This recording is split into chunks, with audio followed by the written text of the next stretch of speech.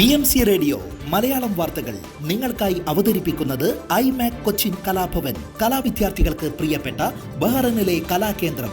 കൂടുതൽ വിവരങ്ങൾക്കായി സന്ദർശിക്കൂ www.bahrainmediacity.com. നമസ്കാരം, BMC റേഡിയോ മലയാളം വാർത്തകളിലേക്ക് സ്വാഗതം. ഞാൻ ധനു കൃഷ്ണ. ലോകത്തിലെ ഏറ്റവും വലിയ പ്രവാസി സമൂഹമായി ഇന്ത്യക്കാർ. വിവിധ രാജ്യങ്ങളിലായി വ്യാപിച്ച ഇന്ത്യക്കാർ മിക്ക രാജ്യങ്ങളിലും പ്രധാന സാന്നിധ്യമാണ്. പ്രവാസി ഇന്ത്യക്കാരിൽ ഭൂരിഭാഗം പേരും ഗൾഫ് രാജ്യങ്ങളിലാണെന്നും ഇന്ത്യൻ വിദേശകാര്യ സഹമന്ത്രി പംബിന്ദ്ര മാർഗരീത്ത ലോക്സഭയിൽ അവതരിപ്പിച്ച കണക്കുകൾ വ്യക്തമാക്കുന്നു.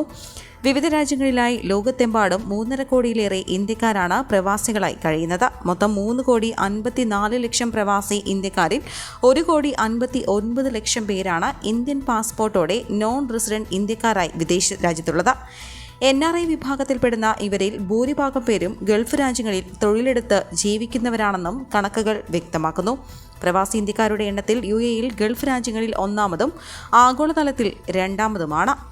3.55 ദശലക്ഷം പേർ ഇവിടെ വസിക്കുന്നു. ദുബായ്, അബുദാബി, ഷാർജ തുടങ്ങിയ നഗരങ്ങളിൽ ഇന്ത്യക്കാരുടെ വലിയ സമൂഹങ്ങളുണ്ട്. ഇവിടെ ബിസിനസ്, ആരോഗ്യം, നിർമ്മാണം, സേവന മേഖലകളിൽ മുഖ്യമായും ഇന്ത്യക്കാരാണ്. സൗദി അറേബ്യയിൽ ഏകദേശം 2.5 ദശലക്ഷം ഇന്ത്യക്കാരുണ്ട്. നിർമ്മാണം, ആരോഗ്യം, IT മേഖലകളിൽ നിരവധി പേർ ജോലി ചെയ്യുന്നു. ഇന്ത്യൻ പ്രവാസികൾക്ക് സൗദി അറേബ്യ വർഷങ്ങളായി ഇഷ്ടരാജ്യമാണ്. ബഹ്റൈനിൽ ഏകദേശം 3.5 ലക്ഷം ഇന്ത്യക്കാരുണ്ട്.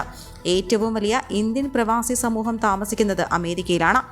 ഏകദേശം 5.4 ദശലക്ഷം ഇന്ത്യൻ വംശജരാണ് ഇവിടെയുള്ളത്. ഇതിൽ നോൺ റെസിഡന്റ് ഇന്ത്യക്കാരും ഇന്ത്യൻ വംശജരായ വ്യക്തികളും ഉൾപ്പെടുന്നു. അവരിൽ പലരും സാങ്കേതിക വിദ്യ, ബിസിനസ്, രാഷ്ട്രീയം, വിദ്യാഭ്യാസം എന്നിവയിൽ പ്രമുഖരാണ്. ഉന്നത വിദ്യാഭ്യാസം ആഗ്രഹിക്കുന്ന ഇന്ത്യൻ വിദ്യാർത്ഥികൾക്ക് അമേരിക്ക ഇപ്പോഴും ഒരു മികച്ച ലക്ഷ്യസ്ഥാനമാണ്. 2.9 ദശലക്ഷം ഇന്ത്യൻ വംശജരുള്ള മലേഷ്യയാണ് രണ്ടാമത്. കാനഡയിൽ ഏകദേശം 2.8 ദശലക്ഷം ഇന്ത്യൻ വംശജന്മാരുണ്ട്. മ്യാൻമർ 2 ദശലക്ഷം, ബ്രിട്ടൻ 1.8 ദശലക്ഷം, ദക്ഷിണാഫ്രിക്ക 1.7 ദശലക്ഷം, ശ്രീലങ്ക 1.6 ദശലക്ഷം എന്നിങ്ങനെയാണ് കൂടുതൽ ഇന്ത്യക്കാർ വസിക്കുന്ന പുറം രാജ്യങ്ങൾ. വഖഫ് ബോർഡ് മുസ്ലിം സമുദായത്തിന്റെ ഘടകമാണെങ്കിലും നിലവിൽ NDA സർക്കാർ കൊണ്ടുവന്ന ഭേദഗതി ഭരണഘടനയുടെ ലംഘനമാണെന്ന് ജനാധിപത്യ വിശ്വാസികളുടെ നിലപാട്. ഭരണപക്ഷത്തിന്റെ സ്വാർത്ഥ താൽപര്യങ്ങളെ ന്യൂനപക്ഷങ്ങൾക്ക് മേലുള്ള അടിച്ചേൽപ്പിക്കലുകളാണ് നിലവിൽ നേരിട്ടുകൊണ്ടിരിക്കുന്ന വിപത്ത്. കഴിഞ്ഞ ദിവസം ലോക്സഭയും പിന്നീട് രാജ്യസഭയും പാസാക്കിയ ബില്ല് രാഷ്ട്രപതിയുടെ ഒപ്പോടെ നിയമമാവും. അതോടെ മുസ്ലിങ്ങൾക്ക് വഖഫ് ബോർഡിലുള്ള അധികാരങ്ങൾ ലഘൂകരിക്കപ്പെടും. പാർലമെന്റ് ചർച്ചയിൽ പ്രതിപക്ഷ പാർട്ടികളിൽ നിന്ന് ശക്തമായ എതിർപ്പുകൾ ഉയർന്നു വന്നിരുന്നു.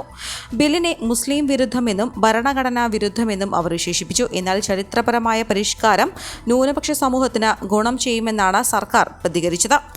സ്വന്തം നാടിന്റെ ദയനീയാവസ്ഥ അന്യരാജ്യത്ത് നിന്ന് കണ്ടു നിൽക്കുകയാണ് പ്രവാസികൾ. പ്രതികരിക്കുന്നവരുടെ ശബ്ദങ്ങളായി വ്യത്യസ്ത നിലപാടുകളുമായി പ്രവാസി സംഘടനകളും സജീവമായുണ്ട്. കേന്ദ്ര സർക്കാർ ഭൂരിപക്ഷം ഉപയോഗിച്ച് ന്യൂനപക്ഷങ്ങൾക്കുള്ള ഭരണഘടന നൽകിയ അവകാശങ്ങളും അധികാരങ്ങളും ഇല്ലായ്മ ചെയ്യാൻ ഉപയോഗിക്കുന്നുവെന്നും ബഹ്റൈൻ OICC ന്യൂനപക്ഷങ്ങളുടെ അവകാശങ്ങൾക്ക് നേരെ നടത്തുന്ന ഇത്തരം കയ്യേറ്റത്തിനെതിരെ OICC ശക്തമായ പ്രതിഷേധം രേഖപ്പെടുത്തി.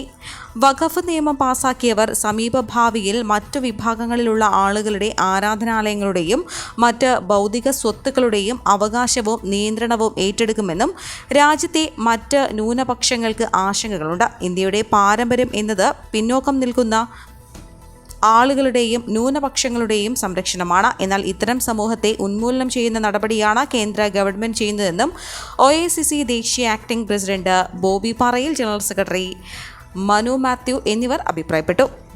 ഈദ് ആഘോഷത്തിന്റെ ഭാഗമായി ബഹ്റൈൻ പ്രതിഭ ഹെൽപ്പ് ലൈൻ സെൻട്രൽ മാർക്കറ്റ് യൂണിറ്റിന്റെ നേതൃത്വത്തിൽ സെൻട്രൽ മാർക്കറ്റിലെ ശുചീകരണ തൊഴിലാളികൾക്ക് ഭക്ഷണ വിതരണം നടത്തി.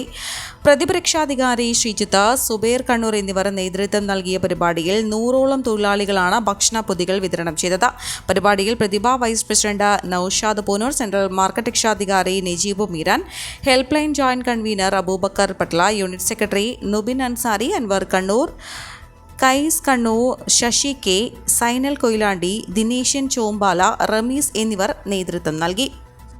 ഇന്ത്യൻ സമൂഹം നേരിടുന്ന പ്രശ്നങ്ങൾക്കും പരാതികൾക്കും പരിഹാരം തേടി ഇന്ത്യൻ എംബസി ഓപ്പൺ ഹൗസ് സംഘടിപ്പിച്ചു. ഇന്ത്യൻ അംബാസഡർ വിനോദ് കെ ജേക്കബും എംബസി കൗൺസിലർ സംഘവും അഭിഭാഷക സമിതിയും 30-ലധികം ഇന്ത്യൻ പൗരന്മാരും പങ്കെടുത്തു. ഹിന്ദി, ഇംഗ്ലീഷ്, മലയാളം, തമിഴ്, ബംഗാളി ഭാഷകളിലായിരുന്നു ഓപ്പൺ ഹൗസ്. പങ്കെടുത്ത എല്ലാവർക്കും ഈദ് ഉൽ ഫിത്തർ ആശംസകൾ നേർന്നായിരുന്നു അംബാസഡർ ആരംഭിച്ചത്. 68 ഇന്ത്യൻ തടവുകാരെ അടുത്തിടെ മോചിപ്പിച്ച ബഹ്റൈന്റെ തീരുമാനത്തിൽ ഹമദ് രാജാവിനും കിരീടാവകാശിക്കും മറ്റധികാരികൾക്കും അംബാസഡർ നന്ദി അറിയിച്ചു. ഏപ്രിൽ 1 മുതൽ WEF പാസ്പോർട്ട്, വിസ, മറ്റ് കോൺസുലർ സേവന ഫീസ് എന്നിവ പരിഷ്കരിച്ചതായും അംബാസഡർ പരാമർശിച്ചു.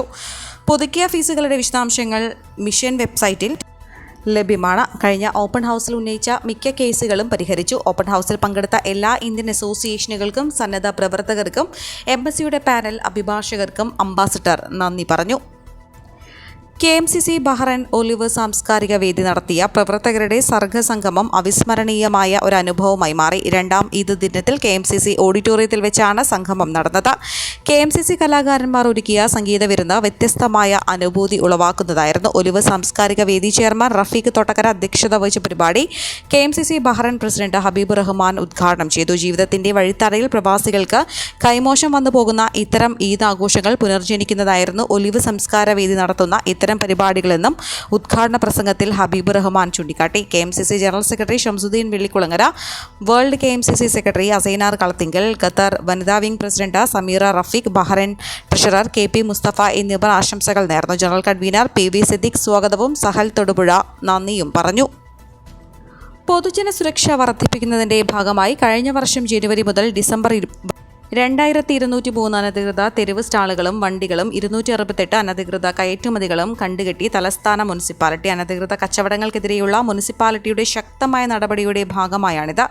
2019 പൊതു റോഡ് ഒക്യുപ്പൻസി നിയമപ്രകാരം ആഭ്യന്തര മന്ത്രാലയവുമായി ഏകോപിപ്പിച്ചാണ് പരിശോധന നടത്തുന്നത്. കച്ചവടക്കാർ ഔദ്യോഗിക നിയമപരമായ ലൈസൻസ് ഉള്ള മാർഗങ്ങളിലൂടെ മാത്രം വാണിജ്യ പ്രവർത്തനങ്ങൾ നടത്തണമെന്നും നിയന്ത്രണങ്ങൾ പാലിക്കേണ്ടതിന്റെ പ്രാധാന്യവും മുനിസിപ്പാലിറ്റി ഊന്നിപ്പറഞ്ഞു. അനധികൃത കച്ചവടങ്ങൾ മൂലമുണ്ടാകുന്ന പരിസ്ഥിതി പ്രശ്നങ്ങൾ, ആരോഗ്യ മാനദണ്ഡങ്ങൾ പാലിക്കാതെയുള്ള ഭക്ഷണ വിതരണം, ഗതാഗതക്കുരുക്ക്, കാൽനടക്കാർക്ക് ബുദ്ധിമുട്ടുണ്ടാക്കൽ തുടങ്ങിയ പ്രശ്നങ്ങളെ തുടർന്നാണ് മുനിസിപ്പാലിറ്റി പരിശോധന ശക്തമാക്കിയത്. മുനിസിപ്പാലിറ്റിയുടെ അധികാരപരിധിയിലുള്ള ഷൈഖ് അഹമ്മദ് റോഡ്, സസ street, Sheikh Abdulla road, Imam Hussain avenue, Zubara avenue, Bab al Bahrain എന്നിവയുൾപ്പെടെ നിരവധി പ്രദേശങ്ങളെ ലക്ഷ്യമിട്ടായിരുന്നു ക്യാമ്പയിൻ. മനാമയിലുടനീളം തുടർന്ന പരിശോധനയിൽ ഈ വർഷം ജനുവരിയിൽ ഏകദേശം 152 സ്റ്റാളുകളും 47 വണ്ടികളും കണ്ടുകെട്ടിയിട്ടുണ്ട്. തിരുവനന്തപുരം വിമാനത്താവളത്തിൽ ഇന്റലിജൻസ് ബ്യൂറോ ഉദ്യോഗസ്ഥ ആത്മഹത്യ ചെയ്ത സംഭവത്തിൽ സുഹൃത്ത് സുഗാന്ത് സുരേഷിനെതിരെ കൂടുതൽ തെളിവുകൾ. യുവതിയെ സുഗാന്ത് ഗർഭചിത്രത്തിനായി ആശുപത്രിയിൽ എത്തിച്ചത് വ്യാജരേഖകൾ തയ്യാറാക്കി. ഇരുവരും വിവാഹിതനായെന്ന് തെളിയിക്കുന്ന രേഖകളാണ് സുഹൃത്തുക്കളുടെ സഹായത്തോടെ സുഗാന്ത് തയ്യാറാക്കിയതായും പേട്ട പോലീസ് കണ്ടെത്തി. യുവതിയുടെ ബാഗിൽ നിന്ന് വ്യാജ വിവാഹ ക്ഷണക്കത്തുൾപ്പെടെ അന്വേഷണ സംഘം കണ്ടെത്തി. കഴിഞ്ഞ ജൂലൈയിൽ തിരുവനന്തപുരത്തെ സ്വകാര്യ ആശുപത്രിയിലാണ് യുവതി ഗർഭചിത്രം നടത്തിയത്. ഗർഭചിത്രം നടത്താനായി സുഹൃത്തായ മറ്റൊരു യുവതിയുടെ സഹായവും ഇരുവർക്കും ഉണ്ടായിരുന്നു. ഇത് സംബന്ധിച്ച ചികിത്സാ രേഖകൾ പോലീസിന് കുടുംബം കൈമാറിയിരുന്നു. 3.25 ലക്ഷം രൂപയാണ് യുവതിയുടെ അക്കൗണ്ടിൽ നിന്ന് സുഗാന്തിന്റെ അക്കൗണ്ടിലേക്ക് പല തവണയായി മാറ്റിയത്. ഗർഭചിത്രത്തിന് പിന്നാലെ പ്രണയബന്ധത്തിൽ നിന്ന് സുഗാന്ത് പിന്മാറുകയും ചെയ്തിരുന്നു. വിവാഹത്തിന് താല്പര്യമില്ലെന്ന് വ്യക്തമാക്കുന്ന സന്ദേശം യുവതിയുടെ അമ്മയ്ക്കാണ് സുഗാന്ത് അയച്ചത്. തുടർന്ന് ഇരുവരും തമ്മിൽ തർക്കമായി. ഈ നിരാശയാണ് IB ഉദ്യോഗസ്ഥ ജീവനൊടുക്കിയതെന്നാണ് പോലീസ് സംശയിക്കുന്നത്. സംഭവത്തിൽ സുഗാന്തിനെതിരെ ബലാത്സംഗം, ആത്മഹത്യാ പ്രേരണ, വഞ്ചന എന്നീ കുറ്റങ്ങളുടെ വകുപ്പുകൾ ചുമത്തി പോലീസ് കേസെടുത്തിരുന്നു. പ്രശസ്ത ഗായകൻ P. ജയചന്ദ്രന്റെ പേരിലുള്ള ട്രസ്റ്റ് രൂപീകരിച്ചു. ജയചന്ദ്രന്റെ ആരാധകരും കുടുംബാംഗങ്ങളും സുഹൃത്തുക്കളും ചേർന്നാണ് ട്രസ്റ്റിന് രൂപം നൽകിയത്. കോഴിക്കോട് നടന്ന ചടങ്ങിൽ ട്രസ്റ്റിന്റെ ബൈലോ പ്രകാശനം മേയർ ഡോക്ടർ ബീന ഫിലിപ്പ് നിർവഹിച്ചു. KJ Stanley, advocate PT Narayanan Unni, advocate K. Pradeepan, PP Mukundan, KC James, doctor VV Mohanachandran, P. Anilkumar തുടങ്ങിയവർ ചടങ്ങിൽ പങ്കെടുത്തു. ഈ വാർത്തയോടുകൂടെ BMC റേഡിയോ മലയാളം വാർത്തകൾ സമാപിക്കുന്നു. നന്ദി, നമസ്കാരം.